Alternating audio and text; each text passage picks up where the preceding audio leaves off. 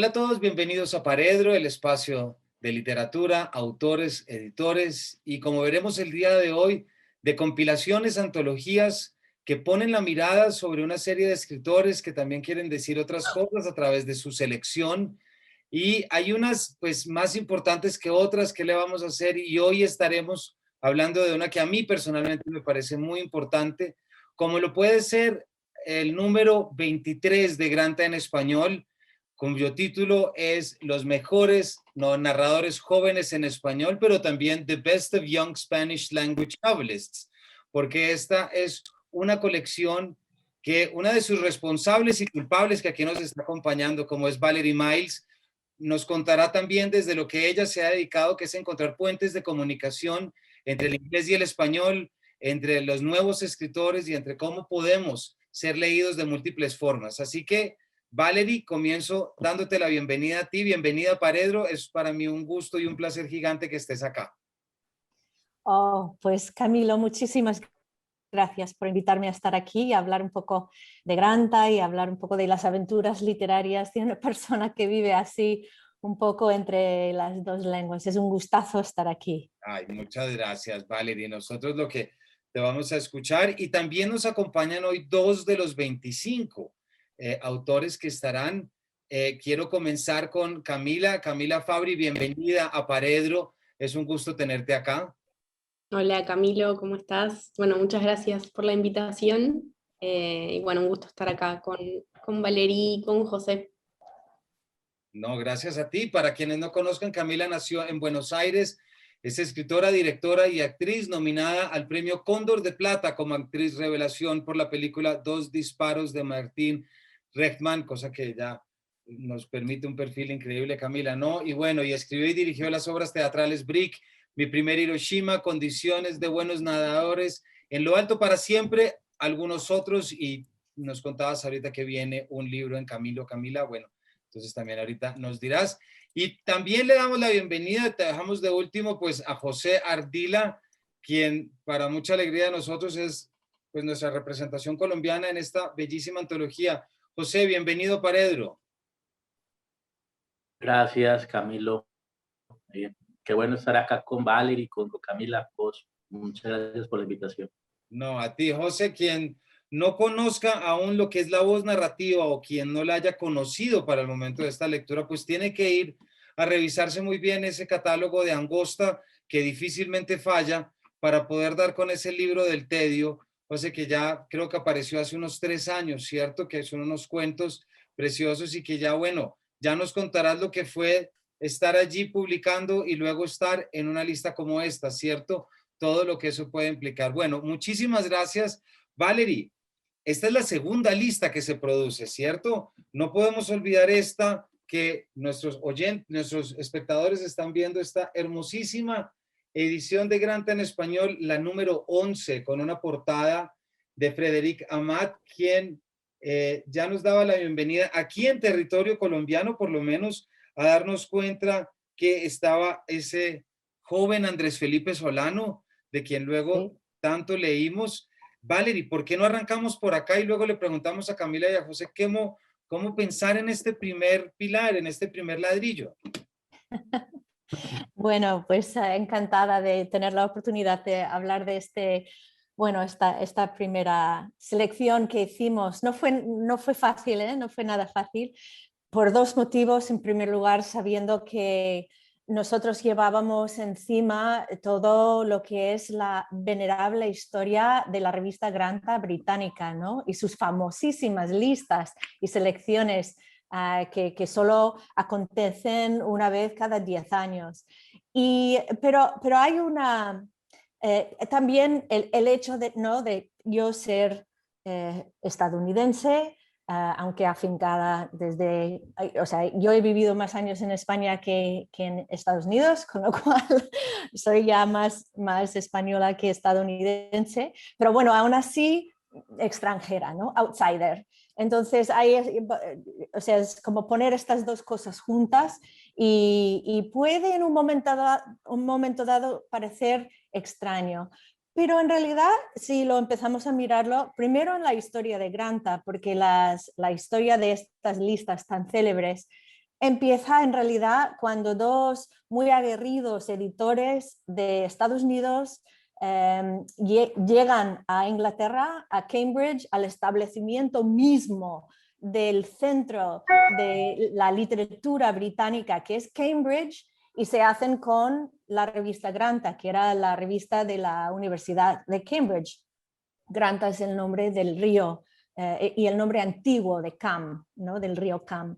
Entonces, Bill Buford y Pete Bola, dos americanos, y básicamente lo que estaban reivindicando era el hecho de que había decaído desde hacía muchísimos años la conversación transatlántica en inglés entre los americanos, los estadounidenses o los americanos, también los canadienses, y la literatura Inglaterra, que no estaban leyendo a la joven literatura estadounidense.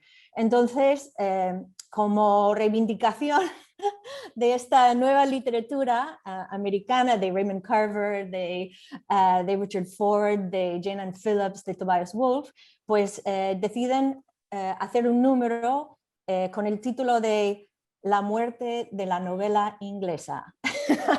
Y causó un revuelo de tal magnitud que estos recién llegados americanos, ¿quiénes son? ¿No? Pero poco después decidieron hacer, pues como muerto el rey, viva el rey, claro. Hicieron una selección de los mejores jóvenes novelistas británicos. Y de esta lista ellos tuvieron la suerte del principiante y también el hecho de ser como venir de otro lugar y tener una mirada y perspectiva no tanto como de amigueos y intereses, sino desde fuera simplemente leyendo, ¿no? Entonces terminan escogiendo y descubriendo autores como Kazuo Ishiguro, como Salman Rushdie, Martin Amis, Ian McEwan, Julian Barnes, o sea, todos los que conocemos como el Dream Team de Anagrama, pues salen de esta primera selección de Granta. Y a partir de entonces, pues cada 10 años, pues ya se volvió tradición. Entonces, claro, Granta en español, nosotros nacimos porque yo estaba trabajando en MC en España, siendo una americana no tan aguerrida, pero ahí andaba, petulante al menos como son siempre los jóvenes y deben serlo.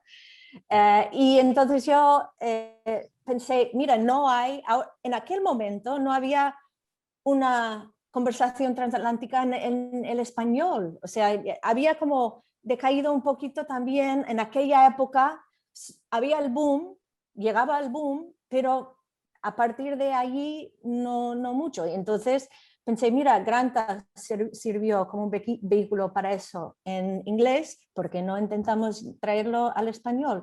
Entonces, bueno, lo hicimos, tuvimos que un poco pasar la prueba para la casa madre, los británicos, y al cabo de 7 años nos permitieron la idea de lanzar la primera selección, ahora en español, de los mejores jóvenes narradores. Y en realidad tienes que pensar que fue un salto de fe muy grande, porque es la primera vez que una revista literaria como Granta, de 132 años de andadura venerable, permitió el secuestro entero de un número en otro idioma, ¿no? O sea que no es poca cosa.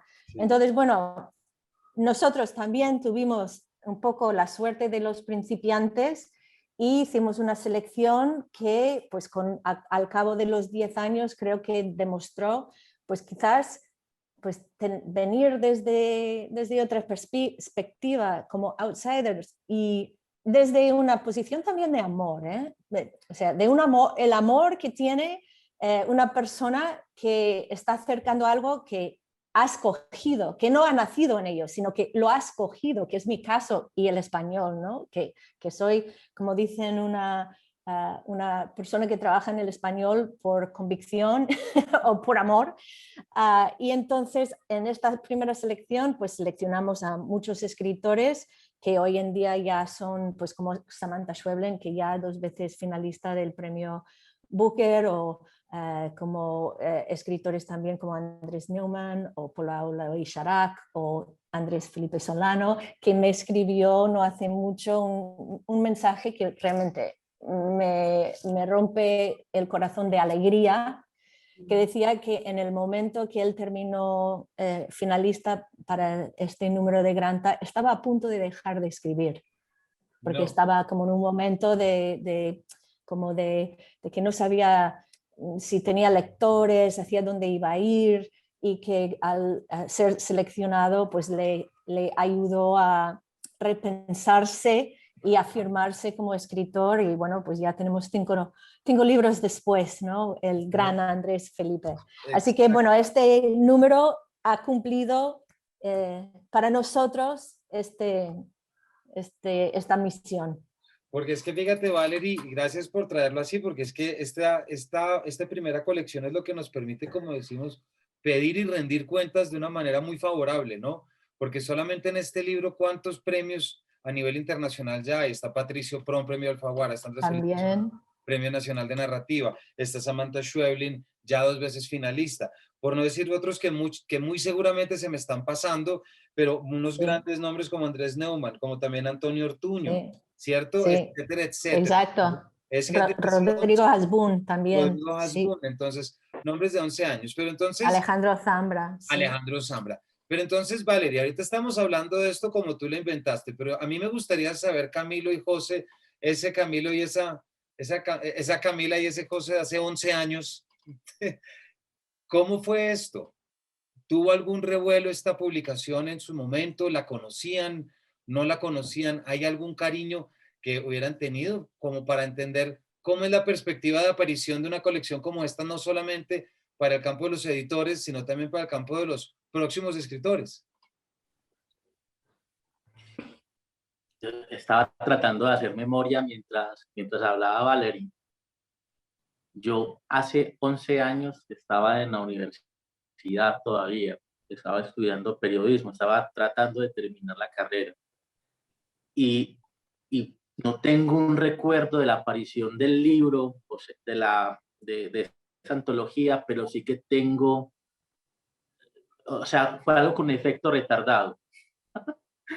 Estos autores que aparecieron en la lista fueron apareciendo cada vez con más importancia en mi vida.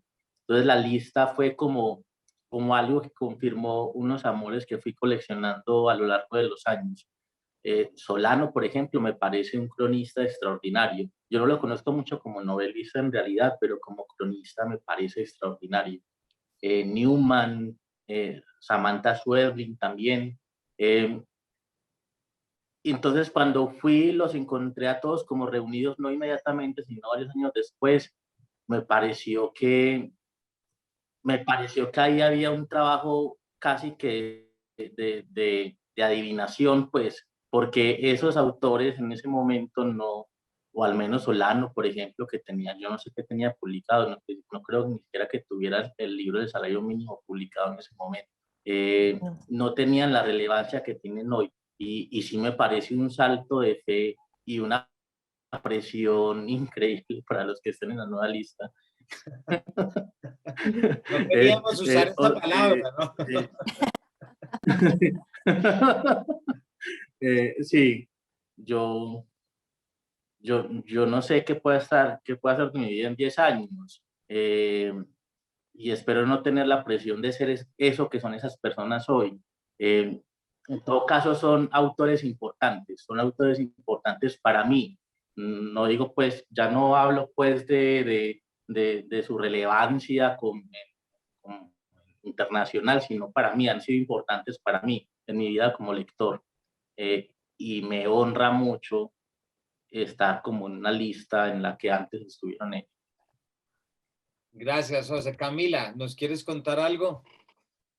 Sí, yo en lo personal también estaba pensando un poco como José, hace 11 años tenía 20 años y recién, bueno, empezaba un poco con cierta convicción o bueno, o una pequeña convicción de que quería escribir, pero empezaba a hacer talleres, entonces como que mis lecturas variaban mucho y no tenía acceso al catálogo Granta en ese momento porque empezaba a ser como una pequeña escritora o tenía algún tipo de intención y empezaba a mostrar mis escritos, a ver si eso, bueno, hacía mella en las personas que también escribía, como que había una cosa muy de, bueno, de esos comienzos. Y llegué al catálogo Granta muchos años después, ¿no? Digamos, y hay algo también, como concuerdo con José, me acuerdo de haber leído ese catálogo y de tener como pequeños enamoramientos, ¿no? Con eso que leía, como algo de saber que, como que esas escrituras me iban a gustar, digamos, por H o por B, como por distintos motivos. Pienso, bueno, me acuerdo mucho en el texto de Lucía Puenzo, por ejemplo, que había algo que me interesaba mucho, el perfil de Lucía también, en el sentido de que ella es escritora, pero también es cineasta, como que hay algo también de que produce desde su lugar como en carácter de audiovisual, también produce literatura, entonces como me acuerdo que había algo de eso que dije, esto es posible también, ¿no? Como que, y un poco, bueno, algo de eso tuvo que ver con mi búsqueda también en cuanto al teatro, escribir desde lo escénico. Y un poco pensaba en esto que también decía José, bueno, de la presión, ¿no? Como de formar parte de este nuevo catálogo, que concuerdo, pero también tengo la sensación de que esos escritores y esas escritoras también después siguieron como haciendo carrera, ¿no? Como que hubo algo de eso, de que tiene que ver también con cómo continúa también, cómo continuaron esos procesos, digamos. Y eso es lindo también, ¿no? Ver cómo fueron como evolucionando o no, o cómo fue cambiando la escritura de cada uno. Em, entonces, bueno, como que, no sé, eso. No, pero Camila, mira que mientras hablas, pienso en una cosa que creo que es muy bonito que lo digas. Yo estoy seguro que muchos escritores jóvenes nos escuchan y muchos que están de pronto de 20 años en este momento diciendo, ojalá yo pueda estar en la dentro de 10 años, ¿cierto? Ujú. Pero es muy bonito que tú pongas eso que todo escritor tiene que aprender y es que estar incluido en una colección es apenas, es una oportunidad. Es decir, es un Ujú. reconocimiento de escritores jóvenes, es un reconocimiento y es una oportunidad, pero no es escribir sobre piedra. Es decir, porque, cierto, Valerie, porque creo que en gran medida lo que pretende una colección como estas, otra cosa sería los los mejores novelistas viejos o viejas en español. ¿Me explico? Claro. Es decir, que digamos, pongámonos un tope de 70 Sí, años. Entonces sí, decimos, listo, vamos a ver quién al final del camino terminó haciendo lo que estos al inicio, pero resulta que es que sí. la escritura es esto que es constante y que hay que estar y que estar incluidos, pues lo que es el reto para traer más. Quisiera tomarme un momentico porque hemos hablado de los anteriores, pero voy a leer a los 25 autores y autoras que conforman esta colección para poder arrancar, Valeria, que nos cuentes, y también Camila y José, por supuesto, cómo arranca uno a organizar una colección que se llama Los Mejores Novelistas en Español, ¿cierto? Uno por dónde comienza. Entonces, Sí. no me voy a quedar en nacionalidades, aparecerán, pero podrán encontrar en este libro, tengo aquí en pantalla, por eso veo acá, a Mónica Ojeda, José Ardila, Paulina Flores, Michelle Nieva, Mateo García Elizondo, Gonzalo Vaz, Miluska Benavides, Eudris Planche Sabón, David Aliaga, Aura García Junco, Martín Felipe Castañet, Carlos Fonseca, Andrea Chapela, Andrea Abreu, Camila Fabri, que nos acompaña, Daineris Machado Bento, Alejandro Morellón, José Adia Montoya, Aniela Rodríguez, Estanislao Medina Huesca, Munir Hachemi, Irene Reyes Noguerol, Carlos Manuel Álvarez, Diego Zúñiga y un nombre pues que también tenemos que decir, ¿cierto? Que está acá, Cristina Morales, porque ya es un nombre con unos premios detrás también en el momento de acá. Entonces, Valerie, 25 nombres que son el proceso, ¿cierto? De decantación. ¿Por qué no nos cuentas un poco por dónde arranca esto? Porque sé que está Aurelio detrás, también hay otra gente que está detrás, pero cuando a ti se te ocurre y dices, voy a hacer la segunda, ¿qué es lo primero que uno hace? ¿Pone un mail, pone un recordatorio o un WhatsApp? Porque... Sí, bueno, o sea, tú muy bien lo has dicho porque has tenido la experiencia en Bogotá 39 de lo que puede ser organizar una cosa así. Y no es poco, es muchísimo trabajo. Y también digo, es que no es un trabajo solo de lo que es hacer el número, es también mantener viva la revista durante 10 años para poder llegar a este número. Y ahora me toca mantener viva la revista 10 años más para llegar a la tercera. O sea que, y lo que pasa es que va, como ellos muy bien han dicho, es que aumenta en valor con el tiempo. Los comparatistas lo saben, cuanto más hay para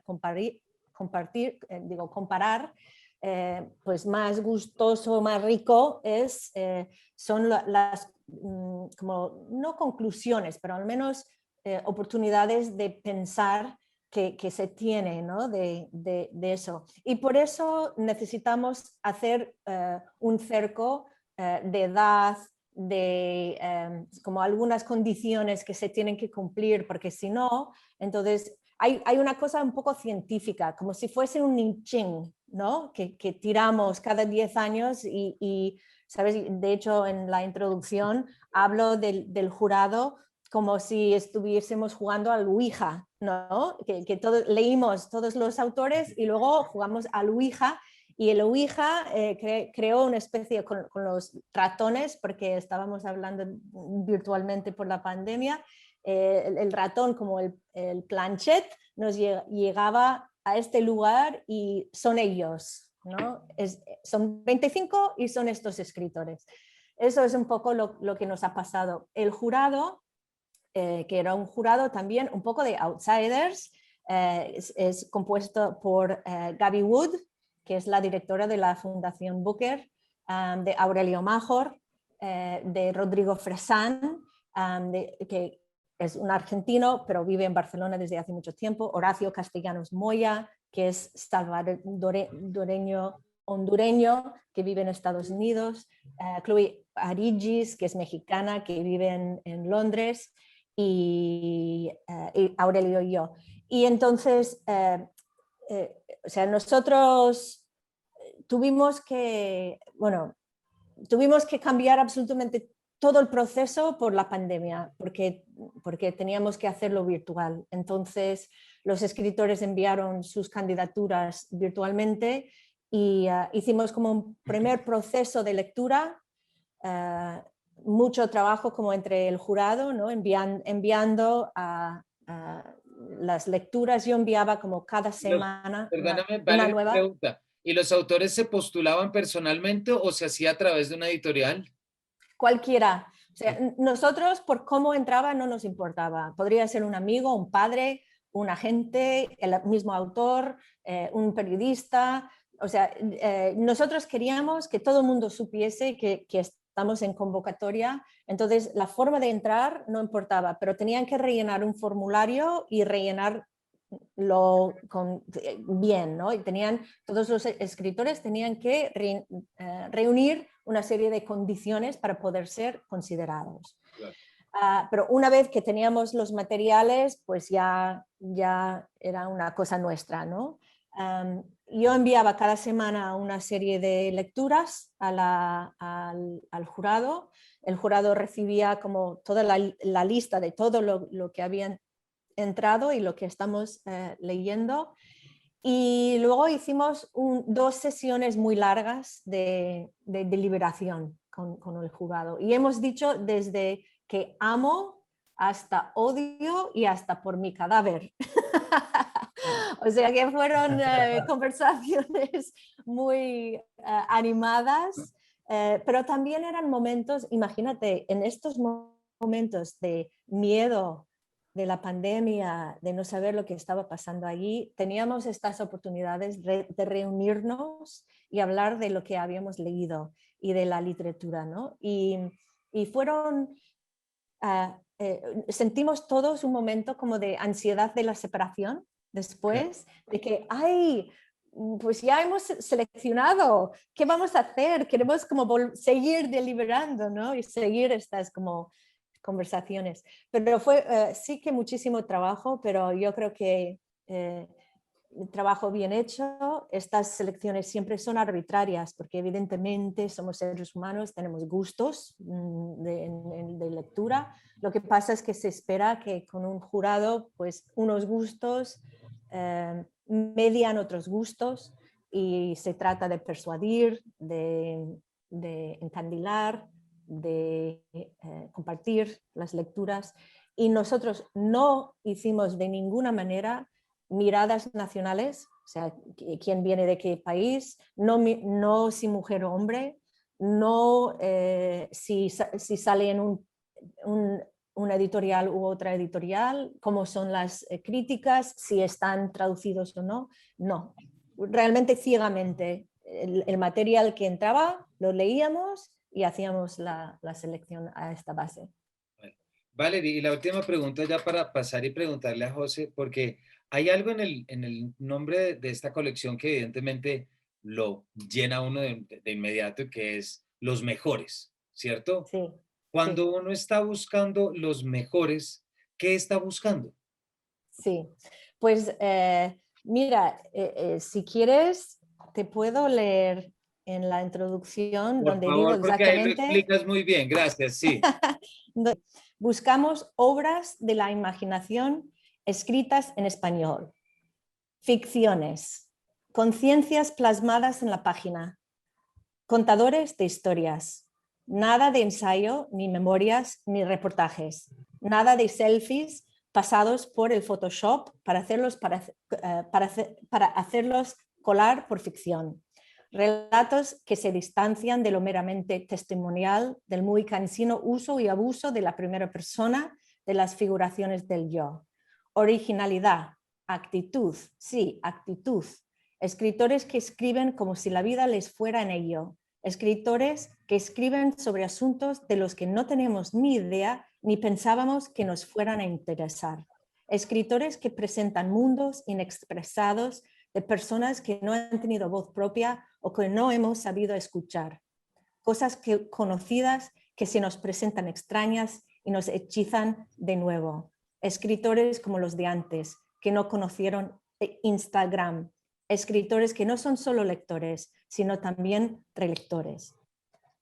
Sé que esto es lo que un poco los pobres José y Camila tenían que pasar este tamiz, pero y lo que dices de mejores, evidentemente, no todo el mundo puede entrar, ¿no? Y con el jurado, pues todos los del jurado teníamos escritores quienes nos gustaban muchísimo y no conseguimos, ¿no? Persuadir o lo que sea, pero yo estoy segura de que simplemente los que están en esta selección son buenísimos escritores. Claro. Eso, o sea, los que están tienen todo el mérito de estar. Hay otros que podrían haber estado y es una pena que no están, pero también siempre hay como el anti-selección también, y gente que pues escriben ahora quizás con más ganas para comprobar que yo debo haber estado dentro, ¿sabes? Como, y hay otras selecciones que existen a la vez, que por ejemplo Bogotá, ¿no? Que pasa un poquito antes que Granta, pero es hasta 40 años. Nosotros son 35 y viene un poco después, por lo que nosotros trabajamos un poquito, los escritores un poquito más emergentes, ¿no? Que son todavía un poco menos conocidos. Luego hay 10 de 30 de AICID que están trabajando también, que son escritores de la década de los 30, ¿no? De 30 años a 40 años, entonces son como cercas diferentes, ¿no? Pero hay muchísimos más escritores que no están en esta selección, y lo que sí puedo decir es que algo está pasando en el español. O sea, hay un momento vibrante. Y yo creo que estamos logrando, porque Granta tiene la suerte de que se publica en inglés en una editorial y una revista, ¿no? de una marca muy prestigiosa. Entonces, lo único que dice al mundo es, ojo, que aquí pasa algo. Eso es el mensaje que yo quiero dar al mundo. Y luego entran y empiezan a buscar más allá de la mera selección. Pues Camila, quisiera preguntarte a ti una cosa, porque si es evidente, Valerie, que algo está pasando en el español, también resulta tan o más evidente que algo está pasando gracias a las escritoras latinoamericanas, ¿cierto? Lo que ha ocurrido en los últimos años de aparición y que también esta colección y esta antología así lo demuestra, en una increíble inversión de números en relación a la anterior, ¿cierto? En la relación anterior creo que fue 15-5 y ahora es 14-11, una cosa así.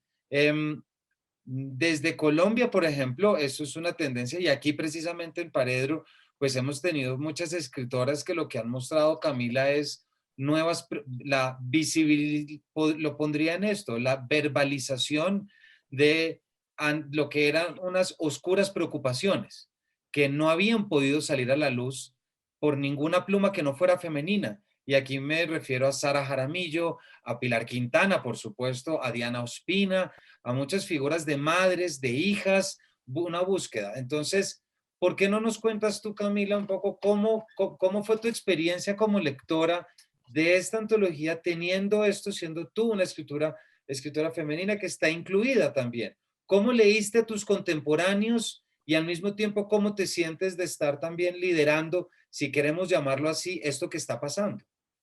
Del grupo, Eh, por supuesto. sí, sí, sí.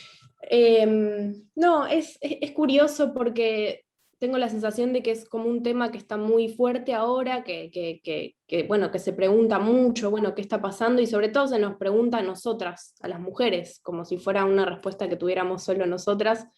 Em, y eso es curioso y yo soy consciente de que esto está pasando, digamos, de que está habiendo como una atención tal vez más editorial en cuanto a la escritura hecha por mujeres, ¿no? Que es escritura, en fin, digamos, para mí eso de que sea una mujer o no, es bueno que podamos empezar a pensarlo como algo anecdótico, digamos, que deje de ser como esa etiqueta, ¿no? Porque creo que tal vez seguir pensándolo así es lo que nos sigue como un poco, eh, no sé, dejando atrás, ¿no? Como esa idea de, esto es nuevo, esta novedad, y en realidad no debería ser algo ya establecido. Pero tengo la sensación de que guarda una relación más con algo que tiene que ver con un movimiento editorial, pero creo que mujeres que escriben sobre cosas tan íntimas y tan dolorosas siempre hubo. Siempre estuvimos, siempre estuvieron, ¿no? Solo que tal vez el foco ahora está puesto un poco más ahí, digamos, pero todas esas mujeres siempre estuvieron. Esa es mi sensación. Entonces, por ahí, desde donde puedo hablar yo, desde la edad que tengo y desde la ciudad en la que vivo, que no es lo mismo que en las afueras, obviamente, que la visibilidad con la pluma de una escritora es otra que en cuanto en la que puede haber en las grandes ciudades. Tengo esa sensación, digamos, de que tiene que ver más con un movimiento editorial, tal vez, y más de una correlación de hechos que tiene que ver con el Me Too, con la legalización del aborto, con nuevos movimientos feministas. Pero no creo que ahora haya más mujeres escribiendo, ¿no? Creo que De esa acuerdo. ecuación siempre fue la misma, ¿no? Sí. Pero sí, pero digamos, en relación al catálogo, me parece que hay unas voces potentísimas em, de los dos lados. Em, Eso. Porque no, tienes razón, sí, y gracias por la corrección. No es que ahora haya más mujeres, de acuerdo, pero sí parecemos, por lo menos en Colombia, sí parecemos, o esa es un poco mi lectura, José, y esto es un poco la apertura para la pregunta que te quiero hacer a ti, en lo que están, es sobre lo que están, esas preocupaciones que están trayendo, esos llamados a pensar en ciertas cosas que no nos habían llevado de ningún escritor hombre porque no estaban pensando en eso. José, y eso me lleva a querer hacerte una pregunta. Fíjate que nunca a propósito, pero en el último año aquí en el programa, si ha pasado algo, es escritores y escritoras antioqueños de Medellín. Sin darse cuenta, resultamos pasando muchos escritores, desde Natalia Maya, Sara Jaramillo, Tomás González, Héctor Abad, y no ya hablar de otros. ¿Tú crees que algo está pasando también desde la literatura antioqueña? Tú naciste en Chigorodó, llevas 20 años trabajando y el registro de tu cuento acá es un registro que es pues es distinto a todo en relación, yo creo, incluso a lo que se está escribiendo acá. Y parece la experiencia que cada vez nos damos cuenta que algo, hay un despertar, y lo digo con mucho respeto, porque es que es como si la conciencia del escritor de Medellín está empezando a conectar con algo del pasado para traer, no sé, te lo quería preguntar si tú crees que hay algo ahí sobre lo que hay que echar ojo, o siempre ha estado allí. Yo creo que va muy por el lado de lo que respondía Camila. Es algo que siempre ha estado ahí, pero hay como una serie de coincidencias que permiten que esa literatura pueda verse más. Por ejemplo, la creación de editoriales independientes en todo el país. Me parece que no es algo que esté sucediendo solo en Antioquia, sino en el resto del país. La literatura caleña es una literatura con mucha tradición, pero ahora además está muy vigente en el mercado editorial. Pues pienso en Pilar Quintana, por ejemplo, en Juan Cárdenas. Ahorita, por ejemplo, Laguna acaba de sacar un libro, no sé si es caleño, pues, pero sí habla sobre sobre otras realidades, pues, que van más allá de Bogotá. Sofoco, ¿cómo es que se llama? Es una Sí, autora de de la Laura, que de Laura Vidal, cuenta me un libro parece. de cuentos. Ujú. Un libro de cuentos sobre la violencia en zonas rurales de Colombia. Me parece que tiene mucho que ver la aparición de editoriales independientes en todo el país. El mercado simplemente se está expandiendo. Hay un interés en otras cosas que suceden a otras personas. Tradicionalmente el mercado editorial en Colombia ha estado centrado en Bogotá, pero no creo que antes no hubiera esta literatura, simplemente es literatura que no ha circulado o que ha circulado en circuitos muy pequeños. Eh, y eso permite ver no solo historias diferentes, historias en lugares distintos, sino también otras aproximaciones al lenguaje, porque los registros del español en Colombia son muy diversos. La costa Caribe solo la costa Caribe tiene formas muy distintas del español entre un pueblo y otro. Ahora el Pacífico también, que es tan grande, tiene también variaciones que pueden ser sutiles, pero ahí están en la lengua. Y ya el interior del país tiene también registros muy diversos y muy ricos. A mí me parece emocionante, me parece incluso divertido la posibilidad de encontrar como historias, como decía Valerie, que, que, que, que no sabía ni siquiera que existieran, o sea, cosas que no sabía ni siquiera que estuvieran sucediendo, y que haya escritores que puedan contármelo y que yo como lector pueda encontrar fácil esos libros. Me parece una maravilla. Gracias, José. Yo sí creo que dices una cosa fundamental, por lo menos para la literatura de este país, con lo que tiene y la historia que carga, y es quitarle ese mandato a Bogotá o a la ciudad para poder ser el generador de sentido y de narrativas.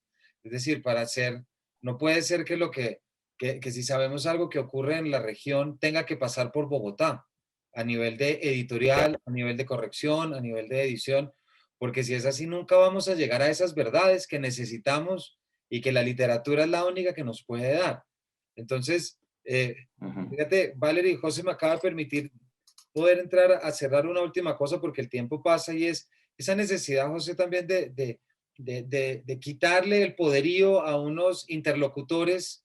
Y creo, Valerie, que en alguna manera que tú siendo de Estados Unidos y con toda tu instrucción, pues venir un poco a proponer con Aurelio y obviamente un equipo, pero desde otra cultura, los que son los mejores, pues también es un llamado y una oportunidad muy interesante. Entonces yo sé que lo has dicho ya anteriormente y con esto podemos empezar a cerrar. Tú nos has hablado y has dicho mucho que esa gran fascinación de esta colección es esa increíble variedad lingüística a nivel latinoamericana, no ya únicamente la variedad geográfica con 3 escritores cubanos que aparecen, cierto que hay 6 españoles, pero luego estos movimientos, Pero ¿por qué no nos das tu criterio de esta variedad lingüística? Porque es que yo te lo juro que estoy seguro que muchos latinoamericanos no se han dado cuenta, por no decir colombianos, José, con lo que acabas de decir de la riqueza de nuestro idioma. Lo que tenemos al frente es lo que menos vemos. Sí, sí, exactamente.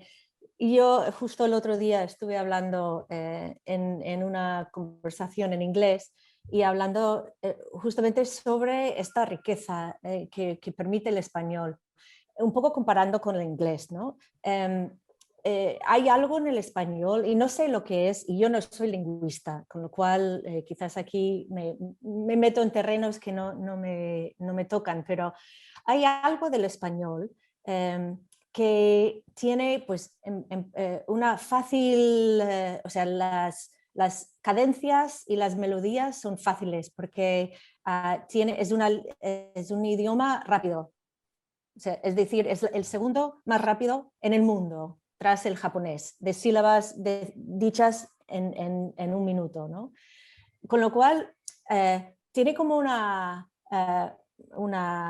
flexibilidad muy grande en lo que es la calidad sonora, ¿no? De las posibilidades de español. Pero tiene una estructura gramatical, sintaxis, que no te pierdes tan fácilmente como en el inglés, que puedes deconstruir el sintaxis inglés muy fácil y muy rápidamente. Entonces, en el inglés, aunque es un idioma que tiene un vocabulario mucho más grande, tiene más de 1 millón de palabras, no tiene esta ductilidad que tiene el español.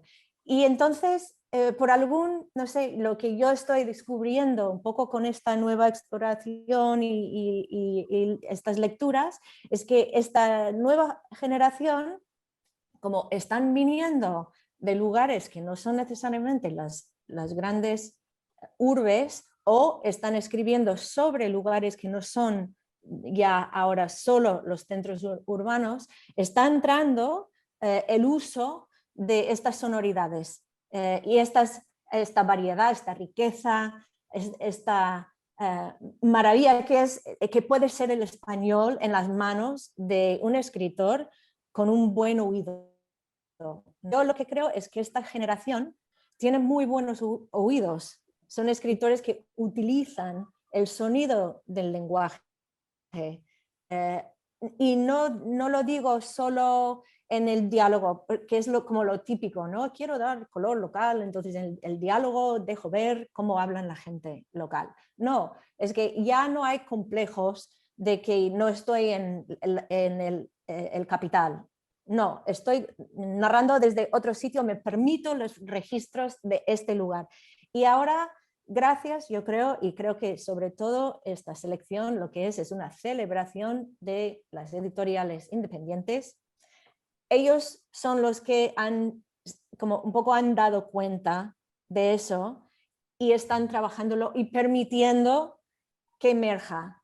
Y eso es una maravilla ahora mismo de este momento en la lengua y la literatura en español en Latinoamérica y también en España, porque tienes que imaginar, pues en España los escritores españoles esta vez pues vienen de Canarias, de Sevilla, de Granada, de Mallorca, o sea, nada de eje Barcelona-Madrid. Incluso el escritor de Barcelona no vive, digo, de Cataluña no vive en Barcelona, sino las afueras de Barcelona y ahora ya están igualadas.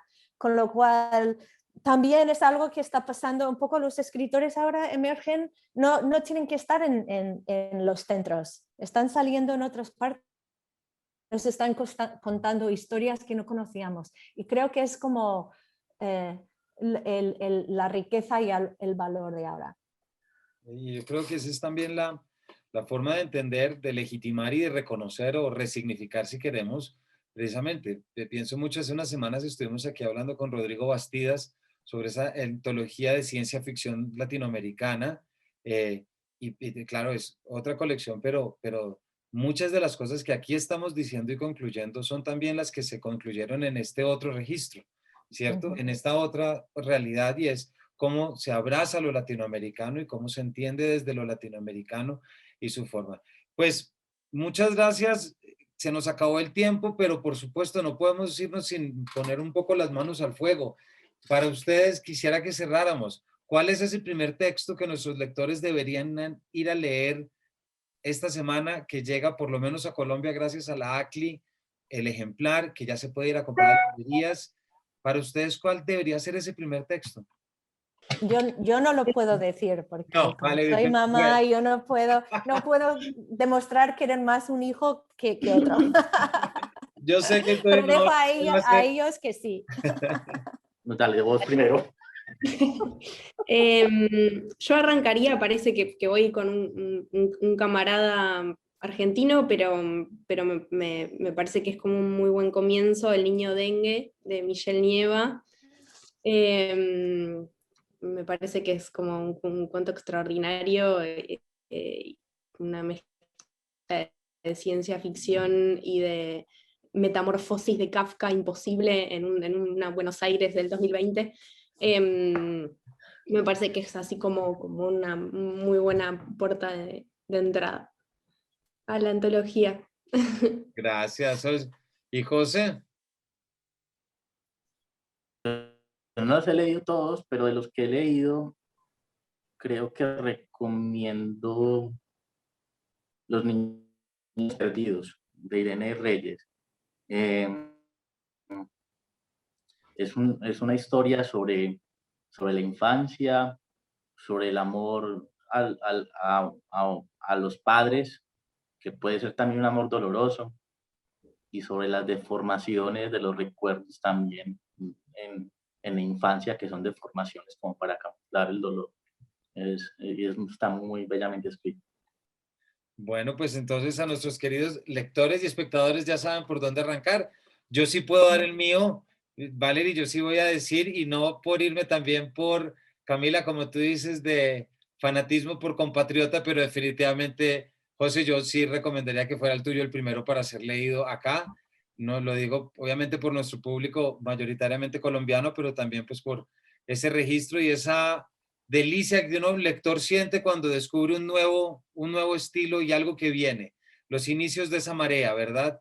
Es decir, aquello que ya está. Entonces esa sería mi recomendación, no sin antes, por supuesto, decir que hay que pasar por todas, que es una lectora de mesa de noche, porque son 25 textos que tampoco hay que leer de afán, sino leer descubriendo. Entonces, ya saben, solo me resta darles las gracias, Valerie, a ti por habernos ayudado a generar todo esto y poder traer y celebrar desde aquí, desde Paredro, lo que es la llegada de esta revista que tanto nos va a poner a leer y a pensar. Muchísimas gracias. También quiero simplemente, antes de cerrar, dar las gracias primero a Candaya, que han sido, pues es la editorial que está publicando este número de Granta y son unos compañeros maravillosos. Y también quiero agradecer al equipo de Granta en inglés, porque ha sido con ellos una bellísima experiencia trabajar con ellos, y todos los traductores que están, tienen también una presencia en el número en español. Al final ponemos los nombres y la información de todos los traductores, porque consideramos que es un proyecto no solo de los escritores, pero los traductores que han trabajado como editores también forman una parte muy importante. Entonces hay que darles a ellos también las gracias. Gracias, Valerie. Y también traer algo tan importante, lo que eso es un proyecto editorial multicultural. Y eso tampoco podemos dejar pasar eso tan bonito. Camila, José, muchísimas gracias por habernos acompañado. Gracias a vos. No, gracias. Y a Gracias, todos, Camilo. Chao, Camila, Valerie. Un abrazo. y a todos ustedes, pues ya saben que esta semana llega, ya saben dónde ir a buscarlo y ya saben por dónde empezar. Entonces no tienen disculpa para no dirigirse inmediatamente a comprar lo que es esta colección de Granta en español, la número 23 de la ya con muchos años, Valerie, de inauguración, que tú la fundaste en el 2003 con Aurelio, y ahorita traemos un segundo listado de los mejores narradores jóvenes en español. Así que vayan a leer y por acá los esperaremos en una próxima edición, una próxima entrega de este Paredro. Muchas gracias. Muchísimas gracias. Chao.